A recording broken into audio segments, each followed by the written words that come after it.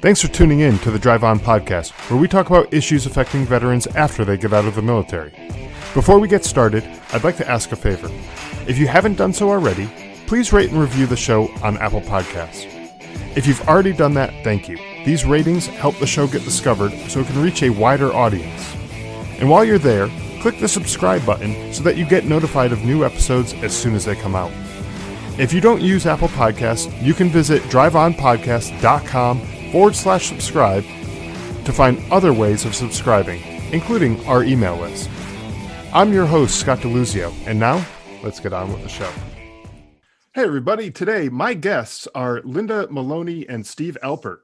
Linda and Steve work together on a project called Proudly She Served, which highlights military women veterans and their service by raising awareness of the challenges that many women face when transitioning to life outside of the military, which is something that we talk about all the time on this podcast. So I thought it was a great fit to have Linda and Steve on the podcast. Linda is a Navy veteran who flew combat missions over Iraq and is also the CEO of Women Veteran Speakers.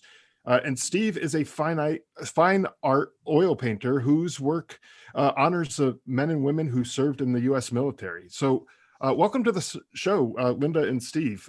Why don't you go ahead and tell us a little bit about yourselves? Steve, I guess we can start with you. Okay. Thanks, Scott. Thanks for having us. Really appreciate it. Let's see, where to begin? I've been fine art painting for 22 years. Before that, I was a TV producer. I was in news and documentary. I'm working on a major documentary right now that I was invited in to produce with a veteran, as a matter of fact. In 2003, there was a mid-air collision of two Black Hawk helicopters over northern Iraq. Actually, it was Mosul, and we lost 17 soldiers. And that was on November 16th, 2003. That's the date of my birthday, and I read about it, and I sat there, and it really gripped me, and I thought to myself, I don't know why I thought this, but what were the last 30 seconds of their lives could have been like? And I was just horrified. And when I grew up in the 1950s, this country was very, very patriotic. I was born 6 years after the finish of World War II. Mm-hmm. And so the 1950s, you go to school and it was the Pledge of Allegiance and American flags were everywhere. And I felt really, really special growing up as an American. I just had a strong feeling for it. 1968, I was in junior in high school, and I went to my local congressman with my father to ask to initiate paperwork to gain entry into West Point, which I had been to many, many times, having grown up about 45 minutes away. So we used to run track meets there. We used to visit there on school trips, and I just had a special feeling for the place. Well, it was not to be. The Vietnam War was in its, the body bags were coming back very heavily, and I chose to rescind my request. And then I demonstrated against the Vietnam War. That was a really tough thing, but I had a strong feeling. I thought, what's the matter with my country? Why are we doing this? Well, I don't get it. I used to be so proud of being an American and see the American flag and feel great about it. I visited the wall in 1985 and had a major experience there. I didn't know anybody who had gone or any names there, but I felt terribly guilty. I felt that my name should have been on that wall, or at least I should have served. I broke down. I was sobbing, actually, after having read a letter that a mother had left for her son on his birthday on that particular day that I was there in June 1985. And then I kind of buried the whole thing. I got myself out of there, and then September 11th happened, and my wife and I live 5 miles from Ground Zero. I had gone into Ground Zero about 17 days, no, on September 18th, about 9 days later. I used to be in the news business, so I felt like I could get myself in there, and I did get myself in there. I kind of double talked a policeman over on Canal Street, and I got into the area. It was so odd. And I shot video that I've never looked at, actually. And that my hometown was attacked like that, and then our country was attacked, kind of re-energized my feelings of patriotism. And then when I read about that mid-air collision, really ramped me up, and I changed my painting direction to making paintings that honor men and women in uniform, and started with Black Hawk helicopter paintings, and then led me a long road, including a visit to Walter Reed, the old Walter Reed, and met 4 recovering soldiers, 2 of whom were severely wounded. And I don't know, I just have this connection. I don't even know where it comes from, really. And I pursued this, and an old friend of mine who was a Marine fighter pilot in Vietnam was working in the Pentagon, and he said, there's somebody that you have to meet, and they have to meet you. And it was a woman named Dawn Halfacre, who was a U.S. Army captain. She was wounded and lost an arm at the shoulder in Iraq. She was a West Point grad. And we met for lunch, not knowing really why we were meeting. And I was so taken with her leadership, with her softness, her wit, her humor, her sensitivity. I said, I'd like to make a portrait painting of you. And I wasn't even really making portraits at that time. And she said, okay. And I was just finishing another series at that time. So it was about 2 years later that I actually took some photos of Dawn after we had a lunch. I don't think Dawn likes her picture taken necessarily, and I just squeezed off 6 quick images, and one of them really spoke to me. So I started making this portrait, and then I thought to myself, well, I'm making one portrait. What's the point of making one? I really should do a series. But really, I had no idea like where or what or how. Somehow along the way, a woman in Sacramento, California, who has a women's organization. I'm sorry, Linda, what's her first name? Melissa Washington, Yeah, who's the founder of the Women Veterans Alliance. Thank you. Yeah. And she's actually one of my members of Women Veteran Speakers. So, yeah. And Melissa said, you have to meet Linda Maloney. So I called Linda, we had a conversation. All of a sudden, it's like a match was struck. There was like a fire going, and Linda said, this matches my personal mission. And I didn't know that Linda had written 2 books and her illustrious background as a Navy flyer. And I was so impressed with her. And then we started, what are we gonna do? We're gonna do something. So we started kind of building it like brick by brick. We didn't even have a name for the project for 6 or 7 months in, until somebody came up with Proudly She Served. I don't even know who had that. Went through many iterations. I don't know. Yeah. It was painful. It was painful coming to that. We actually went through so many. But and the truth of the matter is that Linda and I have only been in person with each other 3 times.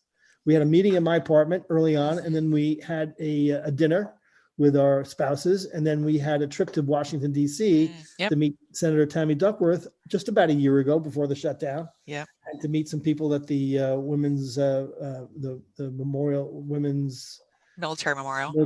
Museum. Sorry, new name. And so we've kept on building. I will say, without Linda, without the paintings, we wouldn't have a project. But without Linda, there would be no project. There would be paintings and no project at all. Linda is a master organizer, tenacious, get it done person, and Linda and I have built a team now of people, of the right people who've shown up at the right time. So we have everything except our most important thing, which is funding, which we're working on. But we have a team of professionals now working with us, all volunteer. We're volunteer as well. And we hope to get this thing financed and on the road. And I've already spoken too much, so go ahead. So, Linda, let's hear from you a little bit about your background and where you're coming from. Sure. Well, Scott, thanks so much for having us on the show today.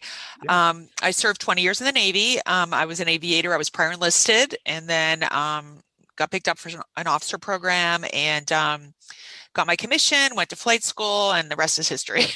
But I was able to transition to from a support squadron to a combat squadron when the combat exclusion law was repealed in 1993. I retired in 2004, and I have a family. I didn't get married until the last couple years of my career and didn't have my first child until the year I retired from the Navy. And then I had my second child a couple years after that. So my husband and I are older parents. We're retired. We have teenagers now. But as Steve was mentioning, you know, my personal mission is to highlight women veterans. And I had a book published called Military Fly Moms, and is a book about, it's a coffee table style book of 70 women aviators who are moms. And it tells their story. And then I also started Women Veteran Speakers 5 years ago, and we are a speakers connection agency. And we connect our members to different types of clients, corporate, colleges and universities, professional organizations, to be speakers, coaches, trainers, and facilitators. So it's really my thing, you know, my own personal passion to highlight women veterans. And it became important to me because throughout my military career, it was, you know, such an oddity to so many people of, you know, being a woman aviator in the military. And I would get the question all the time, you know, who are they? Who, you know, so I would always say they could be your mom, your sister, your neighbor, your niece. And it just became my personal mission, really, to tell their stories and to highlight who they were, that they're everyday heroes, amazing women doing great things.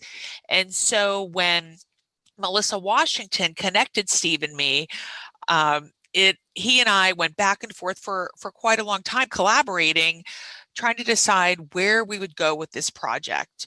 And like Steve said, we just built it brick by brick, and, you know, coming up with the name and the logo. And we started out with, I think, 8 women veterans that were going to be the portraits. And Steve is the executive director and the artist.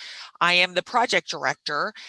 And then, like Steve said, we have a team of men and women who all volunteer. And hopefully at some time in the future, we will pay them. But right now they're all pro bono. We have some amazing women college interns who are helping us with our social media and videos.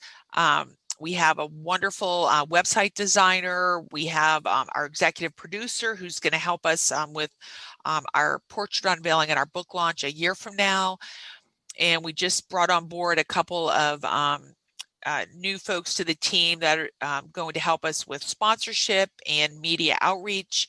But it's been just really a work of love. Everyone's really given so much of their time, and a lot of work has gone into it. It's probably been about 3 years now. And so the culminating event is going to be the portrait unveiling and the book launch, which will be in March of 2022. Steve just completed our final portrait, and I'll let him talk a little bit about the portraits. But it will be at the Military Women's Memorial in Arlington, Virginia, which is a beautiful facility. If you've ever seen it, absolutely beautiful. It's right next to Arlington National Cemetery. And we hope to have like 300 to 400 people there, a large event with our sponsors. Mm-hmm. Where we will have a keynote speaker there who's a personal friend of mine and someone that a lot of people know. She and I served together in the Navy. Tammy Jo Schultz, who was the Southwest airline pilot that was in the news a couple years ago for bringing the crippled airplane into Philadelphia. And if anyone Googles her, she will come up immediately. And we also hope to have Senator Tammy Duckworth, who's also one of our portrait participants, speak at the event. But it's just, it's been a real legacy of love. And right now we're starting to reach out, trying to get sponsorship for the project. At the portrait unveiling and the book launch, it also will be a gala event to help raise additional funds, because we're going to have a national exhibition tour for all the portraits the year following, a year to 2 years following the portrait unveiling and the book launch. And that's what we'll do with that is the portraits will travel to 10 key locations throughout the United States. And then we'll also have a curriculum that will go with the portraits. And so we'll have some speakers there. And the whole purpose of that is to motivate and inspire young women and also young men that they can achieve anything they want. And, part of the mission of this whole Proudly She Served project is not only to inspire young women and young men, but also to highlight why women serve and, to bring that to the forefront, and also to encourage others to serve. It may not be in the military, but to encourage them to serve in some way. Right. And to me, when I looked at some of the veterans who you're highlighting in this project, I looked at some of their stories, and you've talked about some of the women already, the Dawn Halfacre, Tammy Duckworth, Kirstie Ennis. All of them, and there may be others that I'm missing in this, but all of them suffered pretty traumatic injuries that became amputees due to their injuries. But that's not, to me, the thing that's necessarily inspiring about that, because that's something that could happen to anybody who's serving, and that it's an unfortunate situation. But what's inspiring to me is how they handled it afterwards. Right. Their resiliency and their drive to keep going and not give up, because it's really easy to just throw up your hands and quit and Right. not keep moving forward. But that's not what they did. Right. There's a great selection of like women that are well known versus just everyday heroes. I mean, we have a couple women that are not well known at all. Like one in particular was one of our final additions to the portrait series, was Nicole Simoneau. And we thought it was really important to have a woman who was involved in the fight of COVID. And she's a trauma nurse. And so she was one of our final portraits, and she lives in Seattle. And I mean, but she's an everyday hero, both in the military. She retired from the Coast Guard and afterwards too. There's another woman in the series who's, they're all my favorites. I can't pick one or the other, really. But there's a woman named Miyoko Hikiji. Yeah. She's very short stature. If she's 5'1", maybe. And she joined the Iowa National Guard out of Des Moines, basically to help her get through college. She wasn't expecting that she was ever going to get deployed or there would be a war or anything. But she did get called and did get deployed for a year in Iraq. And she wasn't even tall enough to reach half of the height of one of the tires of this monster truck, like transport truck. And she would drive this transport truck in convoys across. I mean, I've seen pictures of these convoys across a vast desert. Who knows what's out there at night? I mean, they were relatively unprotected. So every trip that she made was like, okay, let's see what happens. And she wrote a book, All I Could Ever Be. I think it's the name of the book. All I Could Be. And it's a great book. I really enjoyed it. I don't think she's done a lot. She's an actress. She also ran for Congress. She ran for Congress. Yeah. She's a dynamo, definitely dynamo. Very soft spoken. She's not a household word, but when you talk about what appeals to me as someone, a wannabe, wish I were a veteran, is I think of the guy in the neighborhood, the girl next door, who one day goes down to the recruiting station, raises their arm and takes that oath, and they have no idea what they might be asked to do. They have no idea about the various missions that they're going to have to be part of, and that they do it. And to me, that is so noble. That is so powerful. And yes, the Dawn Halfacres and the Kirstie Ennis and Nicole Malkowski, who was the first woman Thunderbird pilot. She's one of the portraits. Yeah. And Bea Haydu, a World War II WASP, who I just finished the last painting of. I'd love to tell that story. But and then there's a woman named Angel Hughes who flew with the Coast Guard. And she wanted to fly since she was 11 years old. She joined a flying club in high school in East Orange, New Jersey. And all she ever wanted to do was fly. And she found her way into the Coast Guard. And she said, as a flyer, she didn't want to hurt people. She wanted to save people. And that's exactly what she did. She flew a C-144, and she was based out of Mobile, Alabama. And she would, pick up people in distress in the Gulf of Mexico. And, you would never hear her name for anything. Now she's flying for UPS. She's retired. I mean, all these people, and I had such good fortune to be able to meet all but two, actually, because Bea B turned 100 in December. Hey but, do. Yeah. but because of COVID, there was no way I was going to get to meet her. And then a woman named Louise Rand, who was a flight nurse in World War II. She passed about 6 or 7 years ago. In fact, I was at her. That's another story, but I happened to be at her full honors funeral at Arlington, which was unforgettable. Anyway, it's been such a marvelous experience to meet all of these women, and then to see when they get up, when the painting gets up on the easel, then this sounds really weird, but I get to spend some very, very intimate time with them, because it's my job to tell their life story in that one fraction of a moment that the camera snaps a picture. So when I first started with Dawn, I'm not looking for smiley. I'm looking for that Mona Lisa moment. Is she smiling? What is she thinking about? With Angel, I couldn't get Angel to stop smiling, because she's just a smiler. So she's the only one I really got to smile. Probably Arabia is a smiler too. Arabia. Oh yeah.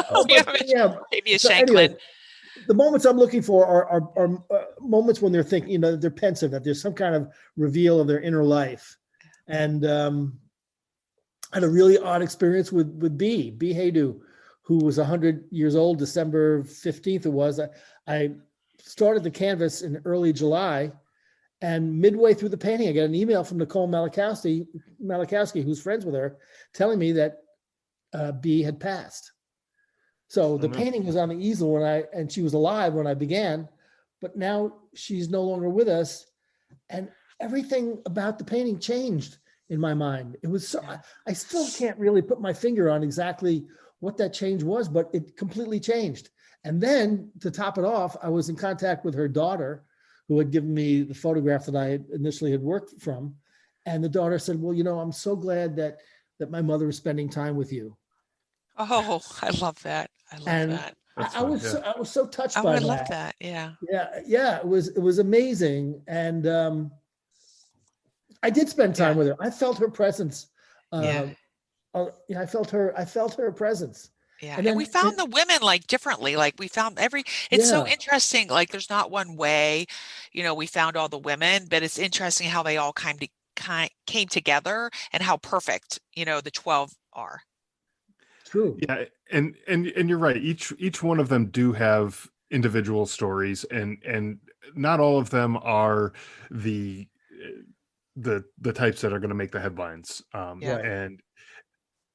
But that's, I think, an important thing to highlight too, because most people who serve in the military, they're not making headlines. They're doing their job. They may be getting deployed, but they're not necessarily making these big, Bin Laden raid kind of headlines, where they're doing these big things, but they're still part of something that is bigger than themselves. And they're serving our country. For sure. And that was, one of the primary things we wanted to get across too with the book. And the book, it will be published next year when the portraits are unveiled. But the book, each woman has her story in the book, and then Steve does an intro for each woman and details how he met her and just the whole process. And I have to say this, that Steve is probably one of the most beautiful writers I've ever read. I mean, he's really skilled. He's and his stories about meeting the women and how they impacted him were just absolutely beautiful. I'm so excited to see the book come together. Yeah, it's great. Yeah. And the book is part of this project, and it's going to highlight each of these veterans and tell their stories and show the artwork that Steve you've put together. Right. I want to credit Sarah Woodfin, who is our volunteer editor. She writer. Put together all the formal bios with that she contacted all the different women, and she's a Navy veteran. Yep. She's a Navy veteran. Let me tell you how I found her. Yeah. So I am very active on LinkedIn. And so whenever I have a very large network of veterans, and that's my thing, is I love networking with other veterans. And so we were looking for a writer/editor, and we got several, probably 10 different request to join our team. And Sarah's not even on LinkedIn. Her husband is. And I didn't really know her husband, but he sent me a note. He said, my wife, Sarah, would be perfect for this. And he said, but I don't think that she thinks she's qualified.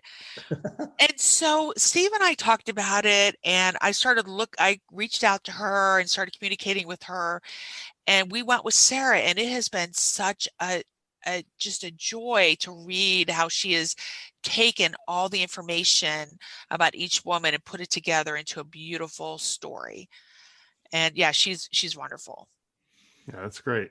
And it's great that you've, come together and use a lot of other veterans to put this project together. Yep. I think that's everybody's a veteran except for me. Well, no, not really. Not and really. No. Lynn, Yeah. And Bob. None of our interns. So we're like half and half, probably half and half. I met a gentleman who was a retired colonel in the Army and played golf with him a couple of years. And he turned to me, he knew about my background. And he said to me, you know what we call people like you? I said, what? He said, we call you fellow travelers. Fellow travelers. I love that. That's my title. I'm a fellow traveler. That's funny. So part of the project's purpose is to raise awareness of some of the challenges that women face when transitioning to life outside of the military. Right. So Linda, what was your transition like when you left the military? I know you said you started your family towards the end of your career. What was that transition like, and what were some of the things that you hope to pass on, through this project to other, potential, service members in the future? Right. So my transition was relatively easy. Only because, I knew I was going to get my, military retirement, which is such a gift, and I would have my medical benefits, and so that was great. And I was married, my spouse had a good job. And so my transition out was pretty easy. And I really felt like I was transitioning to a new phase because I was just becoming a mom. And so, and I really only worked part-time as a defense contractor for the first 10 years after I retired. So that was, just ideal for me. But the one thing that I spoke at a Women Veterans Conference, it's probably been over 5 years. And the title of my keynote was on the veteran advantage. And I encourage veterans all the time to view it as an advantage, and that, and to speak up and say you are a veteran and be proud of it. I mean, I've always been proud to be a veteran, and I think there's nothing greater than serving your country. And so, that's probably one thing that I would really encourage fellow veterans to be really proud of it. And also that your skills that you have in the military are very transferable. I think sometimes that we think as veterans, this doesn't really relate to a corporate job. For example, logistics in the corporate world is supply chain. Mm-hmm. And so I think it's helpful when you are getting out, whether you're getting out after 4 years, 10 years, 20 years, to put effort into civilianizing your resume, or, outsource it to someone that understands that, and take those skills that you've learned. There's so many amazing skills that the military has taught you, and, revamp those or rewrite them so that they make sense to a corporate, or, a different type of employer. Yeah, for sure. I think that's great advice to have. And I think a lot of people don't necessarily understand that their skills are transferable. And, if nothing else, you did learn a job in the military, whatever your MOS, whatever your career was in the military, you learned that at some point. You didn't necessarily know it going in. So that makes you capable of learning something. So even if you want to get into a new career, you still have that ability to learn a new job. Absolutely. And take advantage of every single opportunity and benefit that the military offers. I mean, I went back after I got out and took advantage of my GI Bill and my VA benefits and got my MBA. Mm-hmm. And I mean, they paid me a monthly allowance. They paid for my MBA. I mean, it was such a great opportunity. I'm so grateful for that. Yeah, and there are so many different benefits that are out there. Yeah, Sometimes it's overwhelming to look into all of them, but they are I out know. there. And if you do take advantage of some of the benefits that you've earned through your service, it can really give you a step up. And like you said, there is an advantage to being a veteran in a lot of cases. Um, so this project. I know it's not coming out, as far as like the unveiling for another year or so, Right, give or right. take. Um, in the meantime, what is it that you hope to achieve with, in terms of like raising awareness and things like that in the meantime, with this project? So we started our social media campaign. We're on all the major social media platforms. We started that back last May, and our amazing team of interns create content for us and publish all that. And then we recently started a media outreach because our goal right now, we have to raise a lot of funds. Mhm. And for that, that portrait unveiling and book launch, there's a lot of piece parts to that we have to put together. So right now, we're reaching out to different folks to try to get sponsors and raise awareness about the project. Wonderful. And so anyone who's listening, who's inclined to help out, and they want to uh, help you with the fundraising, maybe they have some funds that they can donate themselves, or if they can help in some other way, where can they go to reach out to you to help out in that way? Right. So we have not yet put any, um, buttons or fundraising buttons or anything like that, crowd fundraising, anything like that on our website. That will be the next steps. But if there's anyone that has any connections to large corporate sponsors who think that our project would be a great, part within an organization, within a company, we would love to speak with them. Okay. Yeah. Wonderful. And where can they go to reach out to you? So Maybe they could your go to our website or. website. They could go to www.proudlysheserved.com, or also the email is proudlysheserved@gmail.com. And they can also, find us on LinkedIn. They can find us on Facebook, Instagram. We're on all of them. Okay, wonderful. Yeah. Yeah, and I'll have links to all of those in the show notes too. So Okay. anyone who's listening now, you can easily find links to those in the show notes, and you can click over and get in touch with them if you have any contacts that you want to share, or I'm sure in the near future there will be some donation opportunities through the website and things like that as well. Linda, Steve, anything else before we close out? Well, I just appreciate the opportunity to talk about our project and tell you a little bit about how I've been involved in the VSO space for a while. I have a lot of friends in various organizations, and I remember when there was a tremendous influx of soldiers coming home from Iraq and Afghanistan.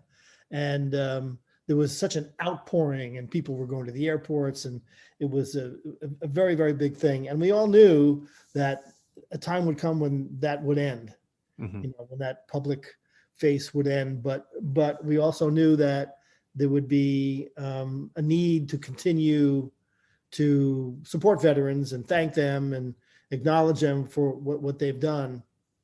And this is an extension of that effort. And even though, the coming home videos are not what they were years ago, and they were wonderful. I went to an honor flight. I was in the Reagan Airport, and I was just coming in, and an honor flight was coming in, and the outpouring, there was a band there, and there were people, and people were crying. It was incredible. And all these old guys from World War II were in wheelchairs. Their sons were wheeling them, and it was really amazing. So, in some way, I hope this is a continuance of that.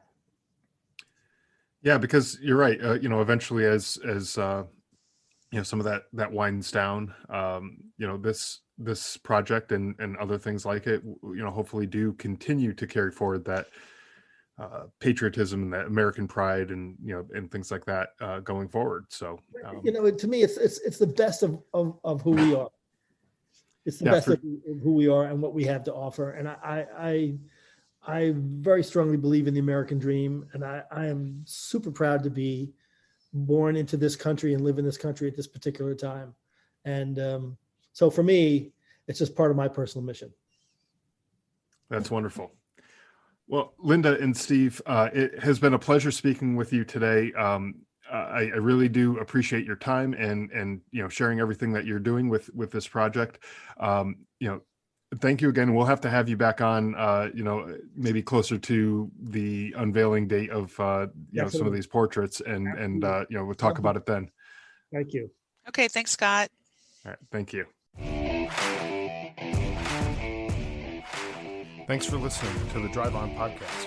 If you want to check out more episodes or learn more about the show, you can visit our website, driveonpodcast.com, or on Facebook, Twitter, and Instagram at Drive On Podcast.